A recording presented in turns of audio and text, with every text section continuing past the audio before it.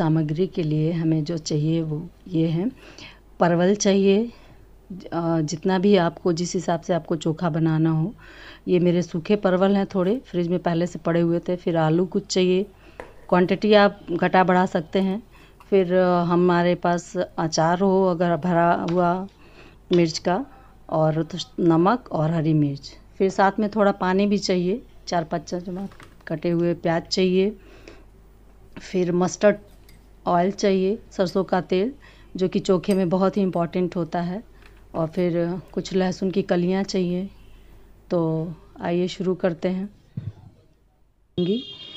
क्योंकि वो बहुत ही जल्दी बन जाता है। तो सबसे पहले आलू परवल धो के और फिर एक कुकर ले लीजिए, तो नॉन स्टिक हो या एल्युमिनियम का कोई भी कुकर हो। फिर उसमें थोड़ा सा 1 या 2 चम्मच ऑयल ऐड करिए। अगर एल्युमिनियम का है तो उसमें 3 चम्मच कम से कम रहें। और फिर उसके बाद उसी हिसाब से पानी भी ले लीजिए, इसलिए कि हमारा जो आलू परवल है वो चिपके ना, क्योंकि उसमें बहुत ज़्यादा पानी तो रहेगा नहीं। उसके बाद फिर आलू और परवल को उसमें डाल दीजिएगा कुकर में। पहले आलू, अगर बड़े आलू हैं तो उनको 20 से 2 टुकड़ों में कर लीजिए, और परवल को तो वैसे ही रहने दीजिएगा, और परवल तो अपने आप में गल जाएगा। और मैंने 3 लोगों के हिसाब से ये आलू परवल का चोखा बनाया है। और जैसे आपको पसंद हो, अगर आलू पसंद हो तो आलू ज़्यादा डाल दीजिएगा, अगर परवल पसंद हो तो परवल ज़्यादा डाल दीजिएगा।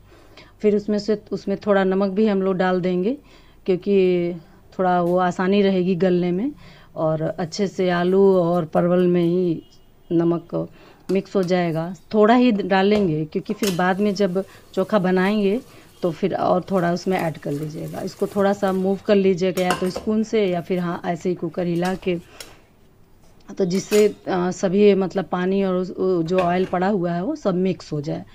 फिर कुकर को गैस पे चढ़ाते हैं, और मीडियम फ्लेम पर ही रहेगा, क्योंकि इसमें पानी तो पड़ा नहीं है जिसकी वजह से उसमें सामग्री जले नहीं, तो जल सकती है। इसलिए थोड़ा सा पानी पड़ा हुआ है, तो स्लो मीडियम में ही कुकर को रखिएगा फ्लेम पे, और फिर हम लोग उसको बंद कर देते हैं।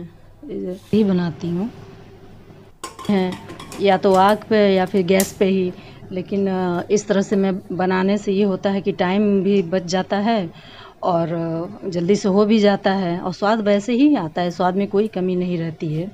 और फ्रेंड्स, कुकर बंद करके और गैस की फ्लेम धीमी करके आसपास ही रहिएगा, नहीं तो वो जल सकता है, क्योंकि इसकी 2 से 3 सीटी में ही आसानी से गल जाता है। तो इस तरह से आसपास ही रहिएगा। आई होप कि आपको पसंद आएगा मेरा ये रेसिपी, और ये मेरी सासू माँ की है, उनको बहुत पसंद आता है ये आलू परवल का चोखा। उन्हें कुछ और खाने का मन नहीं होता है, तो वो यही बनवाती हैं हम लोगों से। तो सही भी है, इसमें ज़्यादा मसाला वगैरह नहीं रहता है। जब मन करे आप लिट्टी चोखे से खा लीजिए, या फिर दाल चावल के साथ खा लीजिए। तो कुकर में आसपास रहने से देखते रहिएगा। कभी कभी ये होता है कि कुकर की सीटी अच्छे कुछ फंसा रहता है, तो अच्छे से सीटी लगती नहीं है, तो उसमें का जो भी मटेरियल रहेगा वो जल सकता है। तो कभी अगर देर हो जाए तो उस कुकर की सीटी को तो हिला के देख लीजिएगा, स्टीम बन रही है कि नहीं बन रही है। तो हमारे इस आलू परवल के चोखे के लिए सिर्फ 2 सीटियाँ बहुत होती हैं, और जैसे ही 2 सीटी लगेगी उसके बाद गैस बंद कर दीजिएगा। उसके बाद दीजिएगा, जब वो अपने आप से ठंडा हो जाए तब उसको खोलिएगा। देखिए हमारा आलू परवल कितने अच्छे से गल गया है, और ऐसा नहीं है कि बहुत पानी पानी जैसा हो, थोड़ा देखने में भी लग रहा है जैसे रोस्ट किया हुआ है। देखिए आलू पक गए हैं अच्छे से। तो ये बहुत ही अच्छा तरीका है, आपको बहुत ज़्यादा समय भी नहीं बिताना पड़ता है किचन में। अब फटाफट इसको थोड़ा मसल लेते हैं, और इसी में मसल लीजिए या फिर अलग प्लेट में निकाल के मसल लीजिए। तो मैं इसी में थोड़ा उसको मैश कर लेती हूँ स्पून से। तो इस तरह से आप, अगर आपका मन ना हो कुछ बनाने का, किचन में ज़्यादा देर समय ना बिताने का, तो आप इस आलू परवल की रेसिपी बनाइए, दाल चावल बनाइए और अच्छे से खाइए। इसके बाद और चीज़ें अब हम इसमें ऐड करेंगे। वैसे तो चोखे के लिए सरसों का तेल ही सही होता है, लेकिन अगर आप कोई और कुकिंग ऑयल यूज़ करना चाहते हैं तो वो भी आप मिला सकते हैं। लेकिन चोखे का असली स्वाद ना सरसों के तेल में ही आता है। आप ज़रूर ट्राई करिएगा। हाँ, क्वांटिटी थोड़ी कम रखिएगा अगर हेल्थ के लिए ज़रूरी। फिर उसमें थोड़ा जो हमने कट करके रखा था प्याज अनियन वो डाल देते हैं। उसके बाद उसको थोड़ा मिक्स कर लेते हैं और फिर दीजिए या फिर मैश करके डाल दीजिए। इसमें लहसुन बहुत ज़्यादा नहीं चाहिए, लेकिन अगर किसी को पसंद आता है तो अपने हिसाब से अपने स्वाद अनुसार उसमें घटा या बढ़ा सकता है। या तो काट के डालिए या तो फिर कूट के डालिए। मैं इसको थोड़ा सा कूट ले रही हूँ। दोस्तों इसमें कूटने के बाद अब इसमें मैं लहसुन ऐड कर रही हूँ और उसके बाद फिर और चीज़ें देखते हैं। नमक डाला था तो इस बात का ध्यान रहे, तो उसी हिसाब से अपने स्वाद के हिसाब से उसमें नमक भी डालिए। और थोड़ा वो जो अचार का मिर्च हम लोग डालेंगे उसमें भी नमक रहता है।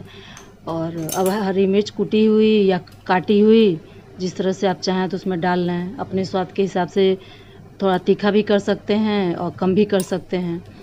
तो जो भरी मिर्च है उसका मैं आधा टुकड़ा डालूँगी और आप ना चाहें तो ना डालें। और भरी मिर्च अगर नहीं है तो उसमें आप नींबू की कुछ बूंदें डाल सकते हैं, या फिर खटाई रखी हो, आमचूर पाउडर रखा हो वो डाल दीजिए। थोड़ा खट्टा स्वाद आ जाता है तो हमारा चोखा और भी स्वादिष्ट हो जाता है। तो इस तरह से इन सब चीज़ों को मिला करके हम लोग मिक्स कर लेते हैं। और मिक्स करने के बाद करते हैं, मैंने इसमें हरा धनिया नहीं डाला है। दोस्तों उम्मीद करती हूँ कि आपको मेरी ये रेसिपी बहुत पसंद आई होगी।